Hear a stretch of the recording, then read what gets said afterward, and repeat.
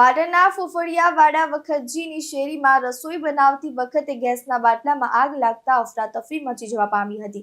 તો પાટણના ફોફળિયાવાડો વખતજીની શેરીમાં રહેતા પ્રજાપતિ રમીલાબેન રમેશભાઈ પોતાના ઘરમાં રસોઈ બનાવતા હતા. તે દરમિયાન અચાનક ગેસના બાટલામાં આગ લાગતા અને આગે વિકરાળ સ્વરૂપ ધારણ કરતા અફરાતફરી મચી જવા પામી હતી. આગની ઘટનામાં રસોડાનો સંપૂર્ણ સામાન નષ્ટ થયો હતો, તો ફ્રીજ અને ટીવી સહિત લાકડાનું ફર્નિચર પણ બળીને ખાખ થઈ ગયું હતું. જોકે સમય સૂચકતાથી રસોઈ બનાવતા રમીલાબેન ઘરની બહાર દોડી ગયા હતા અને બહાર આવીને બૂમાબૂમ કરતા આડોશ પાડોશના રહીશોએ દોડી આવીને પાણીનો મારો ચલાવી આગને મહા મુસીબતે કાબૂમાં લેતા સૌએ રાહત અનુભવી હતી. પ્રાથમિક તપાસમાં આગમાં લગભગ ઘર માલિકને અંદાજિત રૂપિયા 30 થી 80 હજારનું નુકસાન થયું હોવાનું જાણવા મળ્યું છે.